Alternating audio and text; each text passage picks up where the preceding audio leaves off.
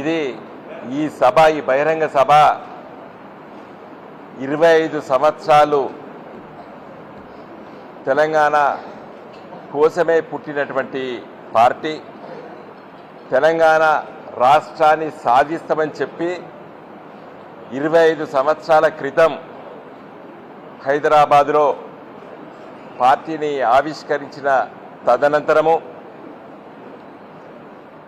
కరీంనగర్ సింహగర్జన సభ తర్వాత వరంగల్లో మన గవర్నమెంట్ జూనియర్ కాలేజ్ గ్రౌండ్స్లో జూలై మాసంలో పెట్టినటువంటి ఒక గొప్ప బహిరంగ సభ ద్వారా యావత్తు తెలంగాణ ప్రజలకి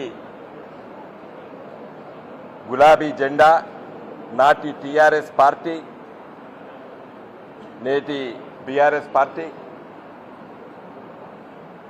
ఈ సభలు పెడుతున్న సందర్భంలో ఆనాడు అధికారంలో ఉన్నటువంటి తెలుగుదేశం పార్టీ దాని అధ్యక్షుడు ముఖ్యమంత్రి, ఆనాటి ముఖ్యమంత్రి చంద్రబాబు నాయుడు గారు, సమైక్య ఆంధ్రప్రదేశ్ రాష్ట్రంలో ప్రతిపక్ష నాయకుడిగా ఉన్నటువంటి పిసిసి అధ్యక్షులుగా ఉన్నటువంటి వైఎస్ రాజశేఖర రెడ్డి గారు చేసినటువంటి వ్యాఖ్యానాలు మళ్ళీ ఒకసారి గుర్తు చేస్తున్నాను. ఇది 3 నాళ్ల ముచ్చట. ఈ పార్టీ 3 రోజులు ఉండే పార్టీ. రాజకీయ నాయకులారా, ఈ పార్టీలకు పోకండి,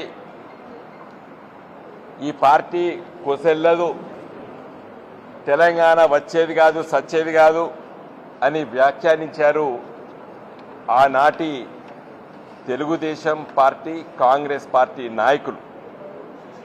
మరి ఈరోజు ఏ ఆశయంతో పుట్టిందో గులాబీ జెండా, తెలంగాణ తెస్తామని చెప్పినాం, తెలంగాణ తెచ్చి చూపించినాం. ఎవరు నమ్మలేదు ఆ రోజు.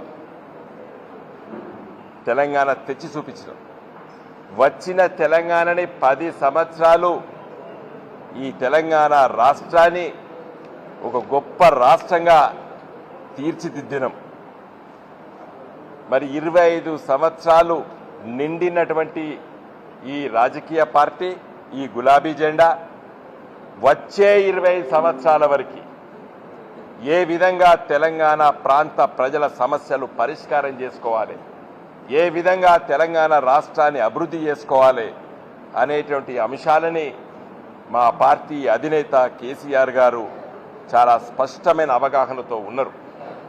రానున్న రోజుల్లో ఈ సభ 25 వసంతాలు నిండినటువంటి సందర్భంలో పెట్టేటువంటి ఈ సభ తదనంతరము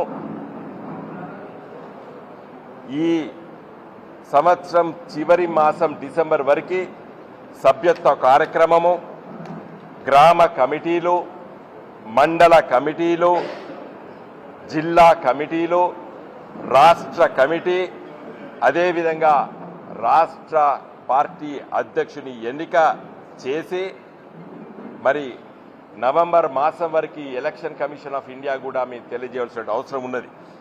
కాబట్టి కేసీఆర్ గారి నాయకత్వాన ఈ పార్టీ కార్యాచరణ చాలా ఉధృతంగా రానున్న రోజుల్లో ఉంటుంది. ఈ సభ దానికి దిక్సూచిగా ఉంటుంది. కాబట్టి ఈ సభ ప్రాముఖ్యత గురించి క్లుప్తంగా మరి నేను కొంత చెప్పే ప్రయత్నం చేశాను. సభ ఏర్పాట్లు, సభ ఏ విధంగా దిగ్విజయం చేయాలనేటువంటి విషయాలు నా ముందు మాట్లాడినటువంటి 4 మిత్రులు చాలా స్పష్టంగా చెప్పినారు.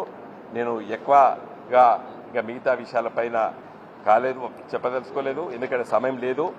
ఇంకా ఈ 27 ఏప్రిల్ వరకు ప్రతిరోజు బహుశా మా వినయ్ భాస్కర్ గారు, అదేవిధంగా ఇక్కడ ఉన్నటువంటి ముఖ్యులు అందరం కూడా ప్రతిరోజు మరి మీకు పత్రికా విలేకరుల సమావేశం ద్వారా మా ఏర్పాట్లు, మా కార్యక్రమాలు మరి హైదరాబాద్లో పార్టీ ఆఫీస్లో అక్కడ ఇక్కడ మేము మీకు అందరికీ కూడా తెలియజేశామని చెప్తూ నేను సెలవు తీసుకుంటున్నాను.